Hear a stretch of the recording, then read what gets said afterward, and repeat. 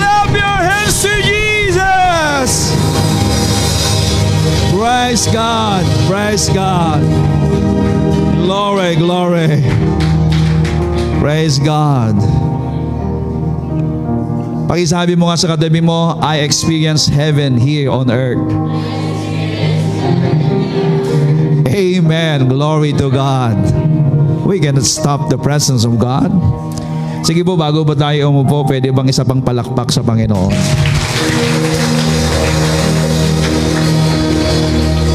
Praise God. And now we can be seated. Siguro po yung mga baguhan o yung po mga first time, and even to those joining online, nagtataka po kayo. Anong klaseng gawain yan? Bakit ang tagal-tagal ng worship? Actually, this is the orchestration of the Lord. If the Lord orchestrate it, ibig sabihin, alam niyo yung orchestra? Alam niyo yung conductor? Kung ano pong galaw ng kamay ng conductor, yung pong mga choir o yung pong mga musician, ay doon po sila nagbo-move. Ang conductor po natin sa ating worship is the Holy Spirit. As long as the Holy Spirit moving, we cannot stop. Amen? At minsan, kung bakit po hindi tumitigil yung pagsamba natin kapag tayo po'y sumasamba, ay dahil meron pong ibinibigay ang Diyos. Kapag meron pong ibinibigay ang Panginoon, hindi po para sa Kanya yon. It is not for Him to be satisfied, but because the Lord wants to satisfy you. God wants to satisfy His people. God wants to demonstrate, His goodness to His people. Actually, ang Diyos nga po ang nagpupumilit Ang Diyos ang nagpupumilit na ibigay yung isang bagay sa Kanyang mga anak. Para nang sa ganun makita po ng mga tao na walang ibang pinakamahalaga at pinakamaganda kundi Siya. Walang ibang kailangan ng tao kundi Siya. Hindi ang mundo. Para nang sa ganun makita ng tao na hindi po ang mundo ang dapat na yakapin, kundi ang Diyos ang dapat na yakapin. And my prayer is this, that everyone in this building and even everyone listening online, is that we must learn to worship God even in our alone moment with the Lord. Yung pong tayo po yung nasa pag-iisa po natin. That is the most powerful worship actually, because ang tawag po dyan is, it is your intimacy with the Lord. Diba there are times that we feel like we don't like to worship God? No? Sometimes because of many problems, napakaraming mga dapat na bayarin, iniisip po natin ang mga problema, ang daming mga kaaway at umaaway, ang daming nanggugulo, problema sa pamilya, problema sa pinanses, sa trabaho. Minsan kapag nanonood ka ng TV, problema sa gobyerno. Yung iba, dami-dami na ng problema, pati problema ng gobyerno, binoproblema nila. Bumibigat po yung puso. And we feel like, we don't want to worship God. Our flesh actually don't want to worship God. Pero ito pong dapat nating matutunan. Listen carefully. Kahit ayaw ng laman mo, supilin mo ang iyong laman at pumunta ka sa iyong lugar ng panambahan. Lift your hands and open your mouth and say the goodness of God. Pastor, kahit na minsan hindi ko mararamdaman, may problema ako sa asawa ko, may problema ako sa anak ko, may problema ako sa pinanses, ang daming bayarin, pastor. Hindi ko na nga alam mga aking gagawin Manhid na yung ulo ko sa kaiisip. And that's the best way or the best moment for you to worship God. That every time you worship God, I tell you, mararanasan mo ang langit dito sa lupa. Sa langit walang problema. Sa langit walang stress. Sa langit wala pong mga kabigatan. At kung gusto mong maranasan ang mga bagay na nararanasan sa langit, kapatid, worship. Why worship? Because the Bible says, when people worship God, heavens comes down. The Lord dwells in the praises of His people. Especially when you learn and allow the Holy Spirit to worship God through you sa pamamagitan po ng iyong labi. Ito po yung prayer ko na maging buhay ng bawat isa. Alam niyo, kapag lahat po ng mananampalataya, kayo po lahat nandito, mga bataan lalo na kayo, matutunan yung sambahin ng Panginoon sa inyong pag-iisa. Mag-uumapaw ka. Ang daming mararanasan. Ang daming magyayari kapag ang tao po'y sumasamba sa Diyos. Ang puso ng Panginoon na itatransfer sa iyo. You can really feel the burden, the passion of the Lord. You can feel the love of God. Ang sabi ko nga po, ang pinakamaganda pong mensahe ay ang Diyos mismo nangungusap sa iyo sa pamamagitan ng kanyang presensya. When you are in the presence of God, there's a lot of revelation coming in. Ang dami mo pumapasok. Lahat ng mga nabasa mo sa Bible, lahat ng mga narinig mo sa iyong pastor, o narinig mo na mabubuting bagay na pangako ng Panginoon, kapag ang Espiritu Santo ang nagpaalala ng lahat ng yan, I tell you, one word of the Lord become alive in your heart. You are explode with power. You are energized. And you have a living hope.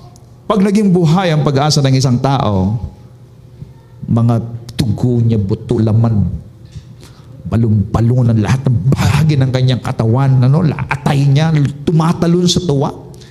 No? Excited ka. And in your spirit, there's rejoicing. Glory to God. Dito po papasok yung pong sinasabi po ng isang mga awit, tawanan mo ang iyong problema. At pagtatawanan mo talaga, hindi ako makaget over sa presence ni Lord. Thank you, Father. Will you wave your hands to Jesus? Come on, will you wave it and say, thank you, Lord. Amen, amen, amen. Sino dito ang gumaling na? Sibo, gumaling na ngayon. Gumaling na. Oh, glory to God. Hallelujah! But parang yung mic natin, parang nasa kuweba tayo. Yung mga nasa likod nakikinig sila.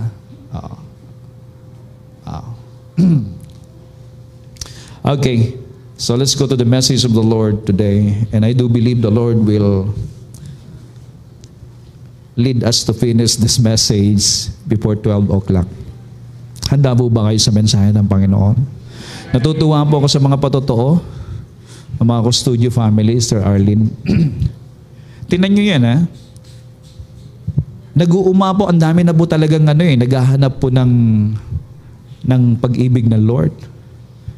Ano ba yung kwento ninyo, Sister Arlene, tsaka si Sister, Oo.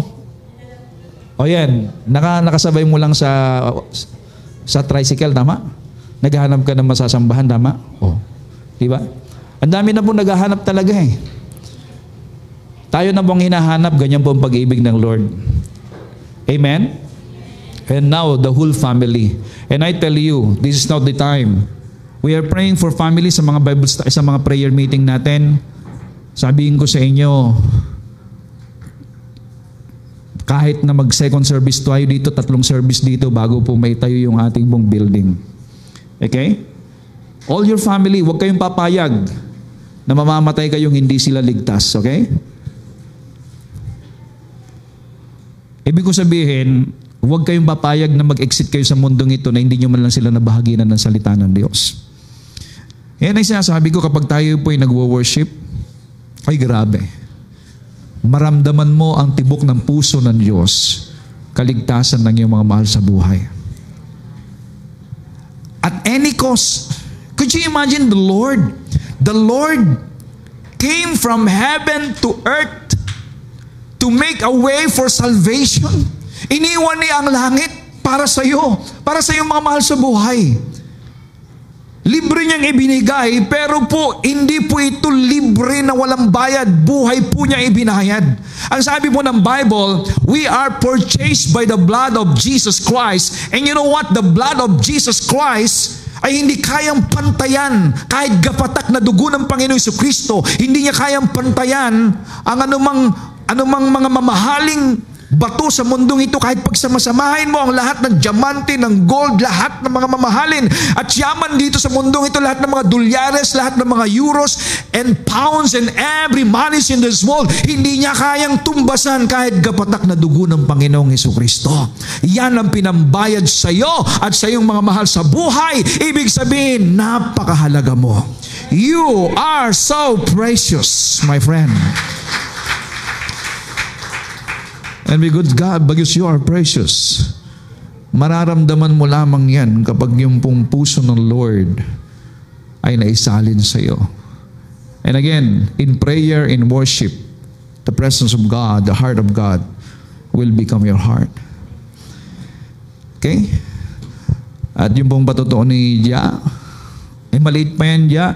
Darating ang araw, mansion bibigay sa iyo ni Lord. Amen? At lahat kayo rito. Okay, listen. Now is the time that all your prayers, maaaring yung iba sa inyo, parang malapit ng bumigay na parang hindi naman tutugunin ng Panginoon ng mga panalangin ninyo. Sabihin ko sa inyo, ngayon na ang oras, tanggapin mo na. God is answering prayers nowadays. Amen? Maniwala po kayo. Kung meron pong ginagawa ang Diyos. Kapag ganito yun, kaya pag ganito yan, kapag meron pong nakikita na ginagawa ng Lord sa buhay ng pastor ninyo, na ako po yung nagsimula sa walang-wala rito, nagmumotor ako mula Manila hanggang dito, and you know what is the Lord doing in our lives? Sabihin ninyo, Lord, salamat na unang pastor namin, susunod na ako. Amen? Ngayon, sabihin nyo kapag nauna naman kayo, Lord, hindi pwedeng mahuli ang pastor ko. Amen? Nauna na kayo eh. And our message today ay entitled, Believe and Not Perish. Sabihin nga natin, Believe and Not Perish. Sabi po dito sa, hindi ko alam kung alam nyo itong verse na to, John 3:16. Ayan. Alam nyo ba yung verse na yan? Alam nyo, buhay yan. Kaya kong i-preach yan ng kahit 2 taon, linggo-linggo. There's a lot of revelation in there. As sabi rito sa Tagalog, ganito ang pag-ibig ng Diyos. If you want to experience the love of God, then you have to go to John 3:16. At walang ibang gustong ipaabot ng Diyos sa atin kundi ang kanyang pag-ibig.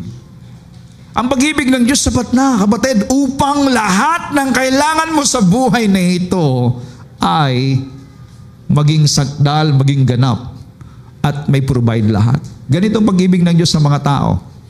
Sa sanlibutan, sa iyo, ibinigay niya ang kanyang bugtong na anak. Now, if you look for God's love to material things, then, friend, hindi po yan ang pag-ibig ng Diyos. Masasabi mong hindi ka mahal ng Diyos. Bakit? Wala laman ang bulsa mo eh. Wala laman ang baka mo, lugi ka. Walang customer. That's not God's love. The demonstration of God's love is this. You have to always go back to this verse. Ipinadama o ibinigay niya ang kanyang bugtong na anak. Pag nakita mo ang pag-ibig ng Diyos, mga kapatid, lumalakas ka. Alam niyo kung bakit maraming tao lumalayo sa Panginoon? Sapagkat akala nila hindi sila mahal ng Diyos. Bakit? Pastor, kung talagang mahal ako ng Diyos, bakit nagkaganito ang asawa ko? Bakit nagkaganito ang mga anak ko? Bakit nagkaganito ang buhay ko? Bakit nagkamaroon ako ng mali-maling mga napasukan ng mga negosyo o anumang mga transaction? Kapatid, hindi yan ang demonstration ng love ng Lord. Decision mo yan eh. Dito ka tumingin, ibinigay niya ang kanyang bugtong na anak. Bakit ang bugtong na anak ang ibinigay ng Panginoon? Bakit hindi ginto? Bakit hindi pilak? Bakit hindi promosyon? Bakit hindi bank account na maraming mga hindi nauubusan ng pera? Kusa na lamang dumarating. Bakit hindi ganun na binigay ng Diyos? Ibig sabihin, hindi yun ang kailangan mo. At kung bakit po ang kanyang anak ang binigay, sapagkat iyan ang nakikita ng Diyos na makapangyarihan sa lahat, marunong sa lahat, na kailangan mo sa buhay na ito. Walang ibang kailangan ng tao. At kung maintindihan lahat ng mga mananampalataya, lahat ng mga tao, na bakit ang kanyang bugtong na anak ang ibinigay, sapagkat yan ang kailangan natin. When you have Jesus Christ, you have everything. When you have Jesus Christ, you have all the things that you need in this world pertaining to life and godliness. Everything that you need. Wisdom, it's in Him. Favor, it's in Him. Life, it's in Him. Wealth, it's in Him. Healing, it's in Him. He is our Jehovah Jireh, Jehovah Rapha, Jehovah Nissi, Jehovah Tsidkenu. Everything that we need is in His Son. Kaya ipinadama ng Diyos ang kanyang pag-ibig sa atin sa pamamagitan ng kanyang anak. And this is the wonderful truth. Upang ang sino mang sumasampalataya sa Kanya ay hindi mapahamak, kundi magkaroon ng buhay na walang hanggan. Okay, kita niyo yung na-highlight. Ang sino mang, I like this version. Hindi niya sinabing, ang sino mang sumampalataya sa Kanya, kundi ang sabi niya, ang sino mang sumasampalataya. What is the difference of sumampalataya sa sumasampalataya? That is Tagalog, right? Pag sinabing sumampalataya, naniwala ka. Pero yung pong sumasampalataya, ibig sabihin, patuloy na sumasampalataya at naniniwala araw-araw, sa gabi, sa araw, may bagyo o wala, may tsunami o wala, ano man ang sitwasyon, may pera o wala, patuloy na sumasampalataya. Kasi mayroong mga tao na naninimpalataya lang, pero nung nagkaroon na ng problema, hindi na naniniwala. Hindi na sumasampalataya. Kapatid, ang mga maliligtas ay mga sumasampalataya. Pagkagising niya sa umaga, siya'y sumasampalataya. Hindi umuwi ang asawa niya, siya'y sumasampalataya. Nagkagulo ang buhay ng kanyang mga anak, siya'y sumasampalataya. Nawalan siya ng pera, siya'y patuloy na sumasampalataya. At sila ay may buhay na walang hanggan. Ang ibig sabihin ng sumasampalataya, meaning, hindi po siya bumibitaw sa Lord. Hindi po siya bumibitaw sa pagtitiwala sa Diyos. Hello? Paano mangyayari ng isang tao hindi bibitaw sa Lord? They keep on focusing on Him and hearing what the Lord has done for them. Sabagat ang pananampalataya po ay dumarating sa pamamagitan ng pakikinig. Kaya po yung naong nanghihina ang pananampalataya, ibig sabihin kulang sa pakikinig yan. Amen? Hindi nakikinig yan. Pastor, nagsisimba naman ako hindi nakikinig yan. Pastor, tuwing may gawain nga, nagpupunta naman ako Hindi nakikinig yan. Kasi hindi ibig sabihin na present ka, nakikinig ka. Pero mas maganda naman yung present ka kasi may pagkakataong ikaw ay makapakinig. Amen? But don't allow the devil to steal the word of God. It is in the word. The devil wants to steal the word. But I know that in this place, there's no room, there's no place of the devil in this place because the devil has already been casted out in this place. Amen? Tama? Sabihin mo nga sa katabi mo, walang demonyo sa lugar na ito. Okay? Nagkaroon ng buhay na walang hanggan. Okay. Mga kapatid, believe and not perish. Para hindi po mapahamak. We're going to talk about hell. Hell, alam mo ba pagka-Kristyano po pinag-uusapan ng impyerno, dapat huwag kayong matakot Sabi mo sa katabi mo muli, huwag kang matakot sa impyerno. Huwag kang matakot sa demonyo kamo. Ang katotohanan po, ang demonyo natatakot po sa inyo. Even yung kabago-baguhang mananampalataya, yung bago pa lang, wala pang alam na verse sa Bible, basta naniwala siya sa kay Kristo bilang Panginoon tagapagligtas, kinakatakutan ng demonyo yan. Hindi dahil po sa guwapo yung naniwala, o di kaya maganda yung naniwala, o mataba yung naniwala, o payat yung naniwala. Wala po sa appearance yan kung bakit takot ang demonyo. Kung bakit takot ang demonyo, sapagkat nakikita niya si Jesus sa isang taong mananampalataya. Bakit niya nakikita si Jesus, Pastor? Nag-ayuno na ba yan? Matagal na bang nanalangin yan? No. Tinanggap niya si Jesus. Pag sinabi mong tinanggap si Jesus, Jesus dwells in you.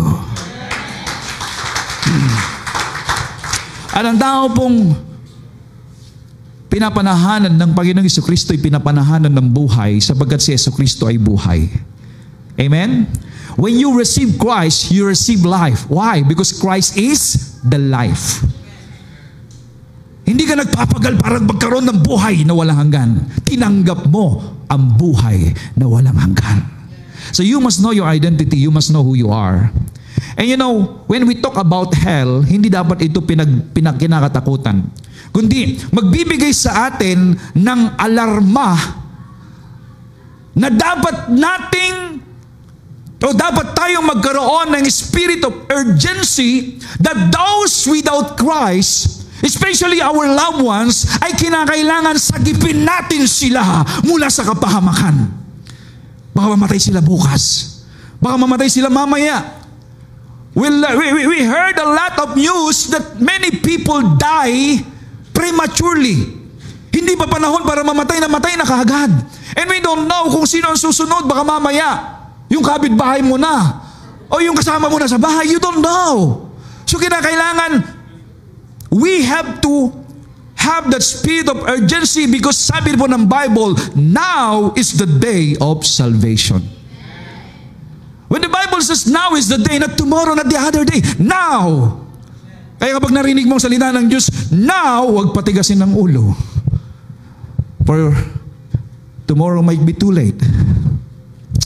Hell was not prepared for man, but for the devil and his angels. Kaya sabihin mo sa katabi mo, ang impyerno ay hindi para sa iyo. O, di matuwa ka na ngayon. Amen. Hindi para sa iyo ang impyerno. At sabi po ng Mateo 25:41, pagkatapos sasabihin ko naman sa mga tao sa aking kaliwa, huwag ka lalagay sa kaliwa, ha? O, huwag ka lang mangangaliwa at huwag kang pupunto sa kaliwa, kapatid. No, kasi sasabihin sa mga nasa kaliwa, lumayo kayo sa akin, kayong mga isinumpa ng Diyos. Doon kayo sa walang hanggang katapusang apoy na inihanda para sa diablo at sa kanyang mga kampon. So, ang impyerno para sa diablo at sa kanyang mga kampon. At sa mga nasa kaliwa. Hello? Tanungin mo nga ulit sa katabi mo, nasa kaliwa ka ba o nasa kanan? Ikaw ba'y nangangaliwa o nanganganan? Amen. Okay. So, hell is not for man, actually, from the very beginning. Hell is for the devil. Maliwanag po ba yun? Hell is a choice. You don't have to go there. Hindi mo kinakailangan pumunta sa impyerno, kapatid. At yan po ang sasabihin niyo sa mga mahal niyo sa buhay na hindi pa sumasampalataya. Hell actually is a choice. Ang sabi ng Deuteronomy 30:19, today I am giving you a choice of two ways. And I ask heaven and earth to be witnesses of your choice. You can choose life or death. Actually, yung pong destinasyon ng isang tao, it is not God who choose it. Hindi katulad po ng mga paniniwala ng iba na, itinakda ng Diyos na impyerno ang puntahan ng taong to. Kasi hindi niya trip to, hindi niya gusto to, kasi masyadong malaki ang bewang, masyadong malaki ang ilong, matangos masyadong ilong. Hindi po ganoon ang Diyos ang pagpili ng Panginoon. Ano? Ibinigay po ng Diyos sa atin ang choices. Hello? Hell or heaven. Death or life. Parang true or false lang yan. Kaya lang, ang Diyos po, sinasabi niya yung tamang pipiliin mo. At pipili mo pa rin ang mali. Nako, hindi ko na alam tawag sa'yo yan. You can choose life or death. The first choice will bring a blessing. The other choice will bring a curse. So choose life. O, di ba? Sinabi ni Lord kung ano pong dapat mong piliin. Then you and your children will live. Mamamali ka pa ba dito? Oh, tanungin ko kayo, mamamali pa ba kayo dito kung ano pong dapat niyong piliin? At walang sumagot, Lord. Hindi na. Wala naman kasi data dito eh. Wala, iba naman kasi yung ano eh. Parang may ka-textmate yata yung nandoon sa...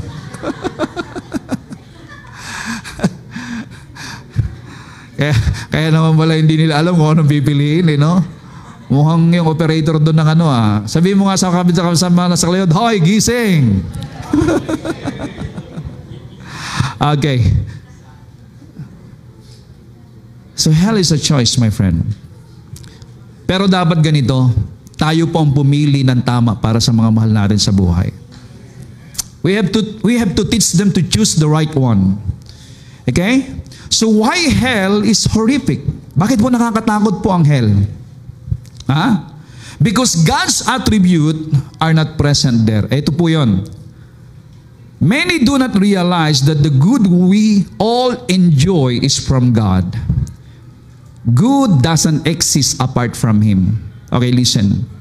Lahat ng mabubuti ay nasa Diyos. Sabi po dyan sa Santiago, James 1:17, lahat ng mabubuti at angkop na kaloob ay nanggagaling sa Diyos. Every good and perfect gift comes from God. Lahat ng pangit ay hindi galing sa Diyos.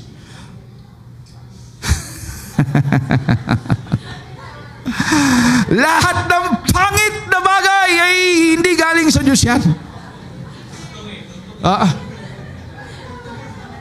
Why? Every good and perfect gift comes from God. Kaya po, ang isang lugar kung saan God withdraw His presence, if the Lord withdraw His presence from a place, and hell is a place where God withdraw His presence. At kung wala ang presence ni Lord doon, expect what is the nature, or what is, anong mukha nung lugar na yan.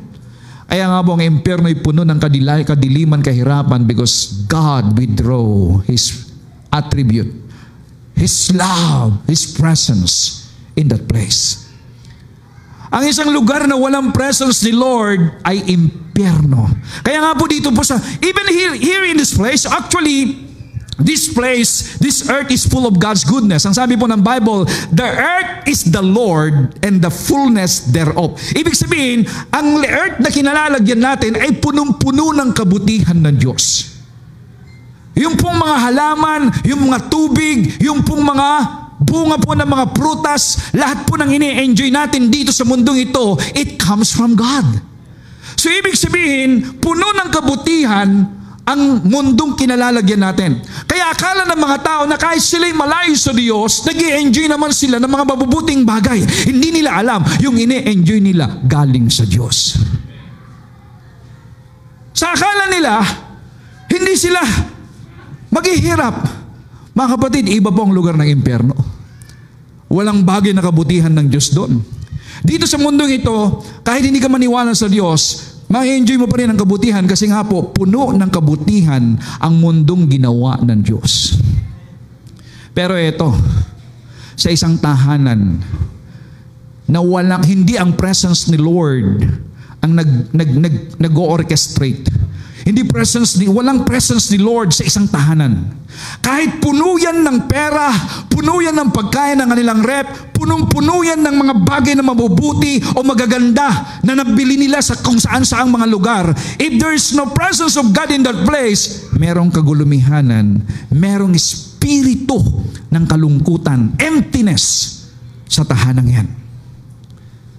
Mga kapatid, this is a warning to every one of us.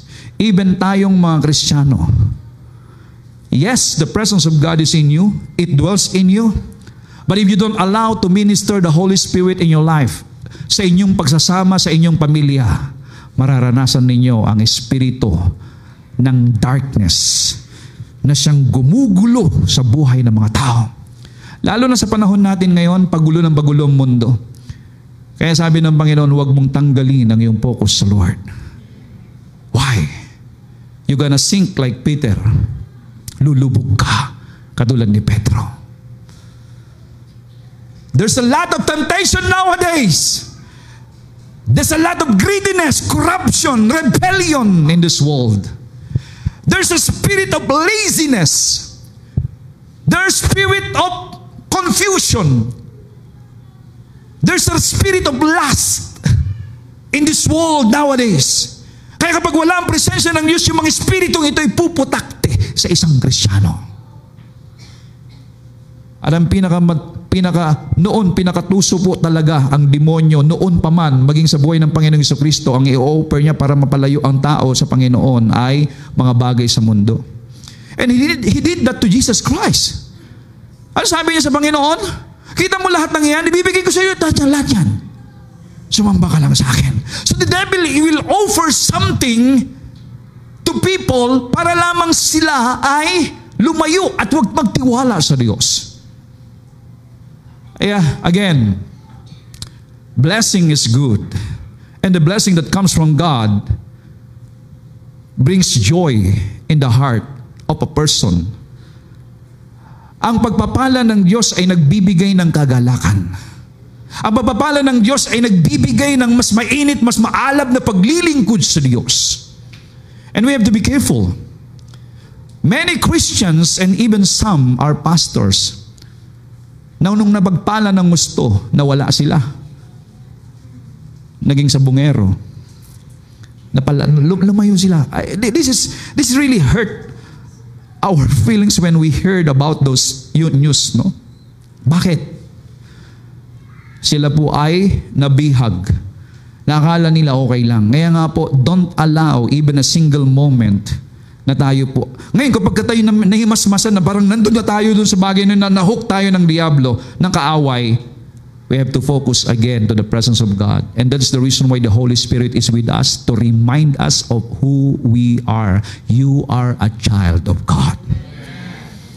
The Holy Spirit dwells in us, not to condemn you, not to reject you, but to remind you of who you are. You are a child of God and the Spirit of the Lord dwells in you. Pag na-remind ka ngayon, hallelujah! Eto ngayon, muling manunumbalik ang iyong sigla na maglingkod sa Diyos. Lahat ng mabubuti, galing sa Diyos. Mga kapatid, hindi ako naniniwala na yung mga taong nag-i-enjoy ng presence ni Lord pagkatapos po ay napalayo dahil nagkaroon ng mga kasaganaan sa mundo, hindi ako naniniwala na mas maganda ang buhay nila. No, it's a big no. It's a big capital N-O, no. They cannot enjoy life. Bakit po? Naranasan ko yan. I experience it.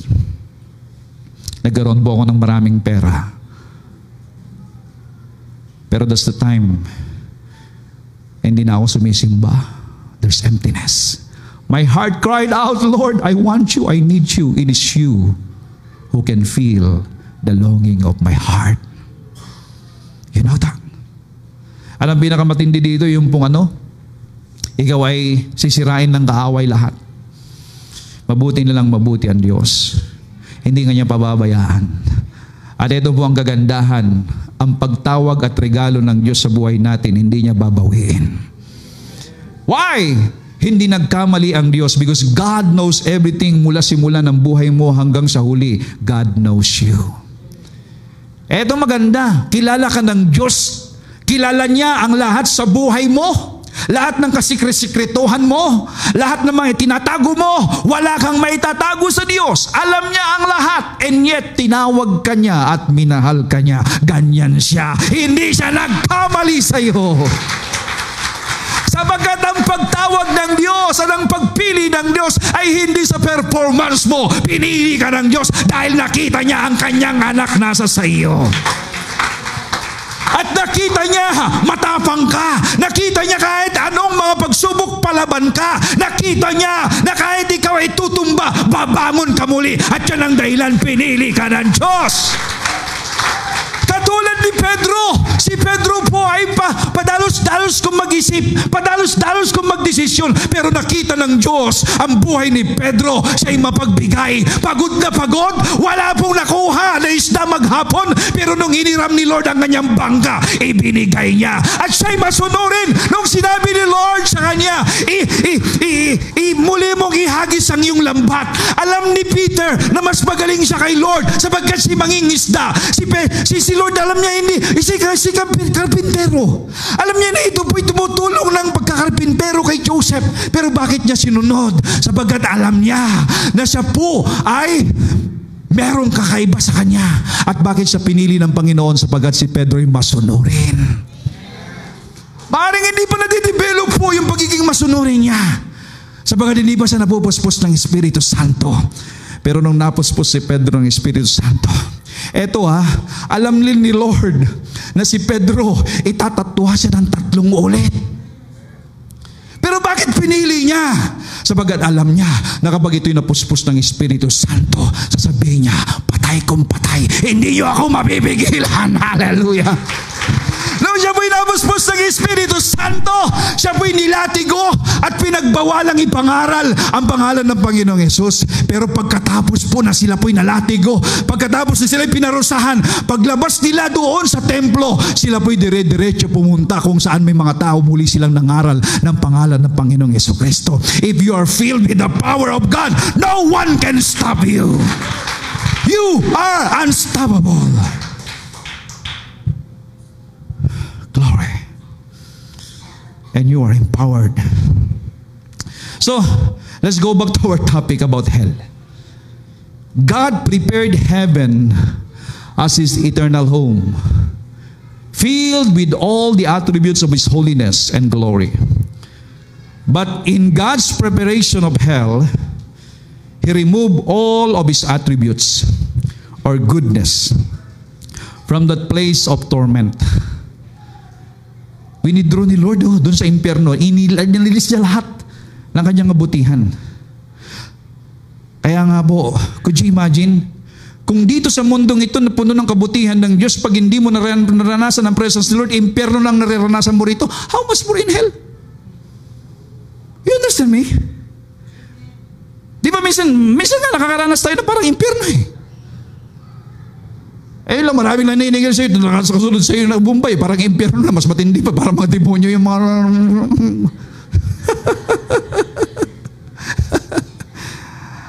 Alam niyo, how much more in hell? Spiritual death means to be separated from God. And to be separated from Him is to be separated from all good. Wow. To be separated from God is to be separated from all good. Kaya kapatid, if you want good, if you want to experience good, God is good. And we are proclaiming God is good all the time. Now, look at this. These are the consequential result of being separated from God. Bakit ganito katindi ang tinatawag na hell? So these are the consequence. Hell is dark because God is light. So kapag pinidro ni Lord ang kanyang light, ang kanyang liwanag, wala na pong liwanag, kadiliman po ang impyerno. Hell is only death because God is life. If God withdraw His attribute as life from that place, there's no more life. Could you imagine a place without life?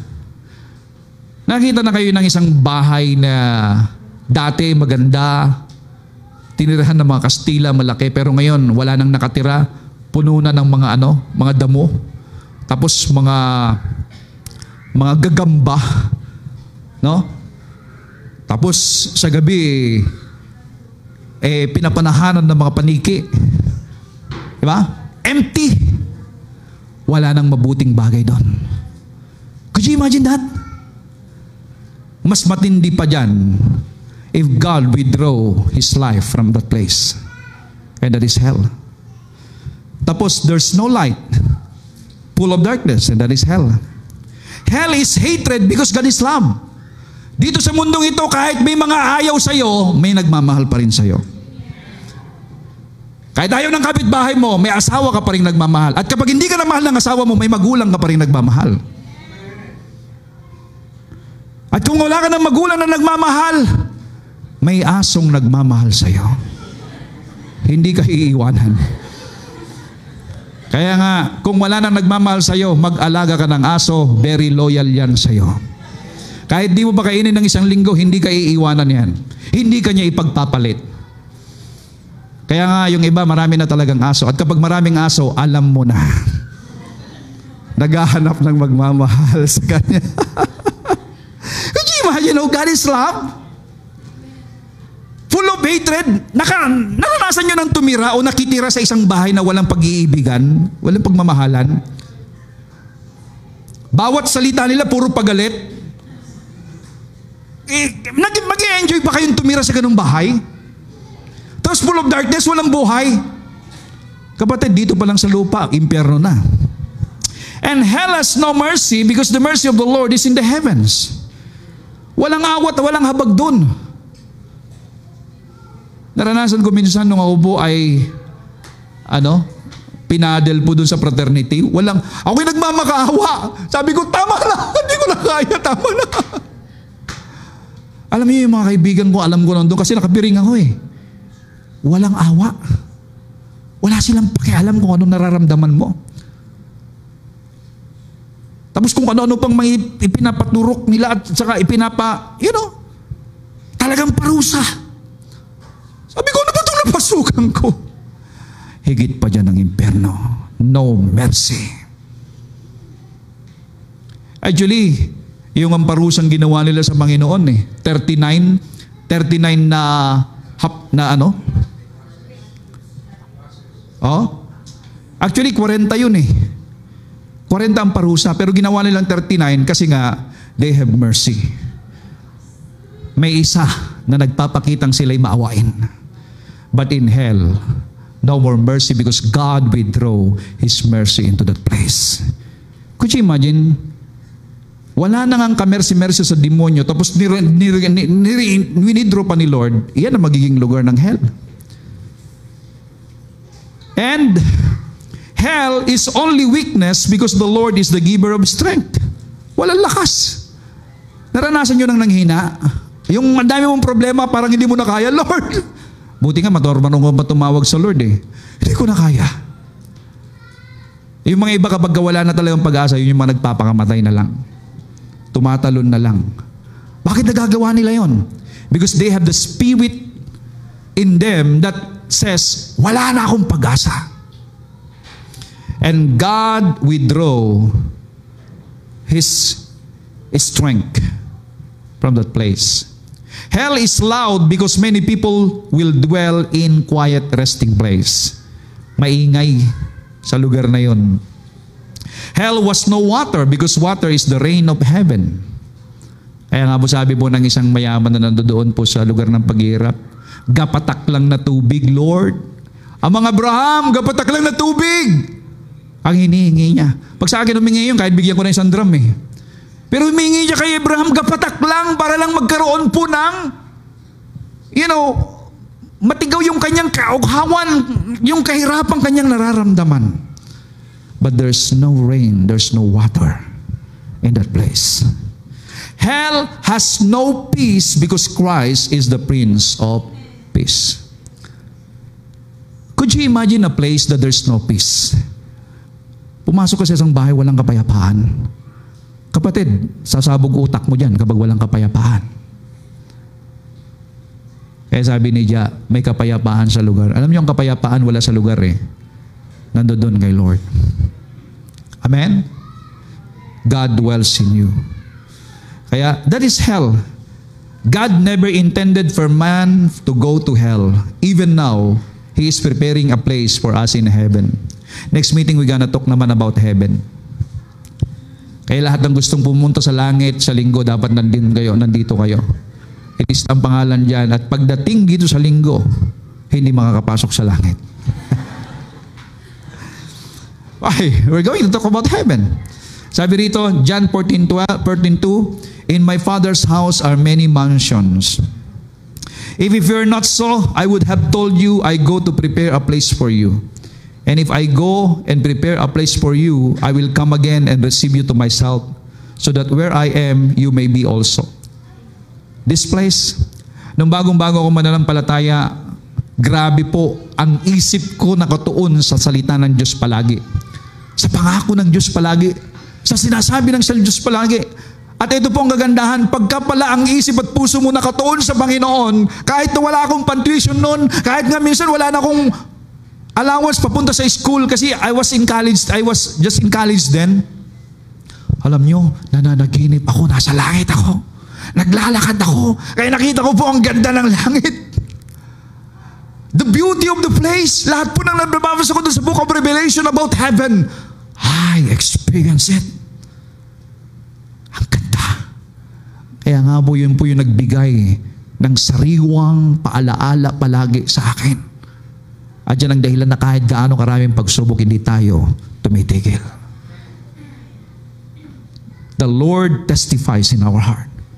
We're gonna talk more about this coming Sunday. So it is only by man's stubborn will that he rejects the provision God has made for our access into heaven.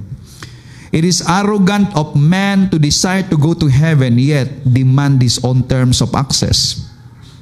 There's only one way to heaven, and that is Jesus. If you want to go to heaven in your own way, because of your good works, because marang masabi mo, mabuti naman akong tao, may religion naman ako, then you are rejected. Kaya nga po marami po nagsasabi, sabi ni Lord in Matthew chapter 7, many who calls unto me, Lord, Lord! But the Lord says, I don't know you. Bakit po yung mga tao nagsasabi ng, Lord, Lord, I don't know you, sabi ng Panginoon? Dahil ang ipine-present nila ay yung kanila pong mabubuting gawa. Ano sabi nila? Lord, nagpalayas kami. Lord, gumawa kami ng mabuti. Lord, nagpagaling kami. So para bang kilala ka ng Diyos dahil nagpapagaling ka? Dahil albularyo ka, espiritista ka, mga lalaway ka. Dahil sa marami kang nagawang kabutihan. That's not the way.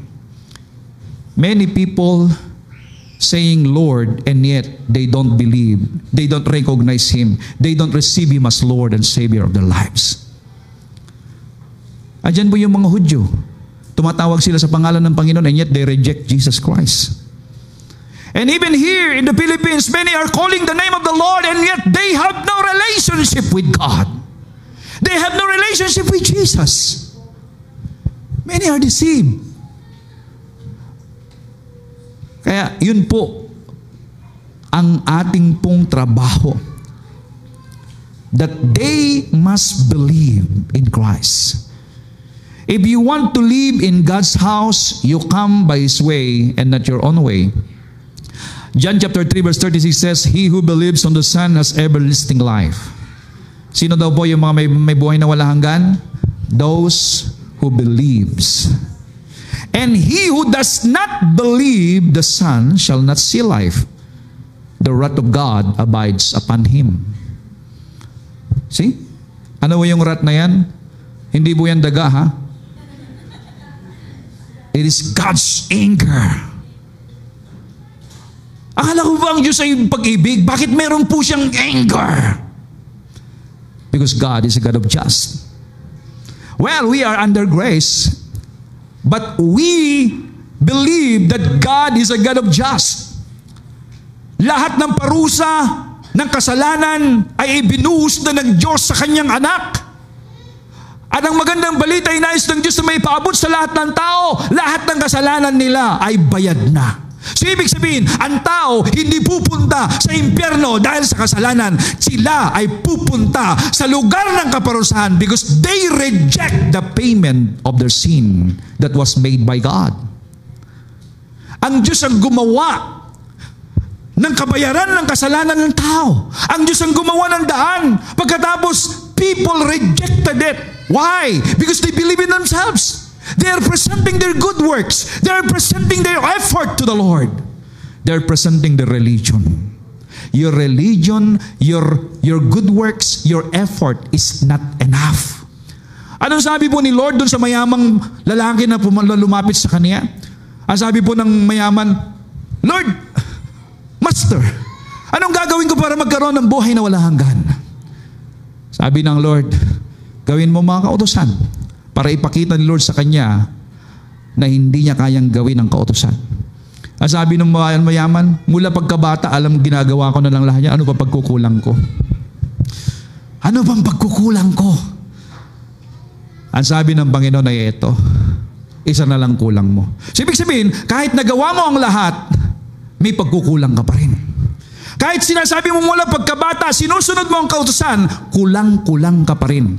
Yung kulang na yon ay sapat na para hindi ka makapasok sa kaharian. Eh, ano pong kulang ko, Lord? Sabi ng Panginoon ay ito, umuwi ka, ibenta mo lahat ng iyong ari-arian, ipamigay sa mga dukha, at pagkatapos, sumunod ka sa akin. So, ibig sabihin, sinasabi ni Lord, tanggalin mo lahat ng kayamanan mo, ako lang ang kayamanan mo. Ano po yung response po ng mayaman? At siya'y nalungkot na umalis. Nagpapakita na yun lamang pong first commandment. What is the first commandment? Love God above all. So ibig sabihin, doon pa lang sa first commandment, hindi totoo na nagagawa niya ang commandment ng Diyos. Nagpapakita na ang tao hindi niya kayang gampanan o gawin ang mga commandments ng Diyos. Because the commandment is the standard of God. Kung meron sanang taong nakagawa sa commandments ng Lord, hindi na pupunta ang Panginoon dito para iligtas ang tao. Ngayon, ang commandment ay nagpapakita that man was failed. Man was unworthy before God. Men are sinners, weak. They cannot do something to have eternal life. At yung pong batas na yan ay ipinigay ng Diyos para maipakita sa lahat ng tao na kailangan nila ng tagapagligtas. Everyone need a Savior. And glory to God, nabuksan ang kaisipan po natin. And now, we have a Savior. He is our eternal life. At dahil po dyan, glory to God, tayo ngayon na nasa Panginoon, the Lord wrote His commandment in our heart. And what's that commandment? Love Jesus. Kaya ngayon natuto tayong magmahal. Amen? Natuto kang mapagbigay. Natuto kang magmahal sa magitan ng paghahayag. It's just because God wrote His commandment in your heart. And we're going to talk more of this. Now in our last verse, last slide, in 1 Timothy chapter 2 verse 4, God wants everyone to be saved. Sabihin nga natin, God wants everyone to be saved. And to fully understand the truth. Okay? Fully understand the truth, ha? Ibig sabihin, mayroon pong mga hindi talaga nakakaintindi ng katotohanan.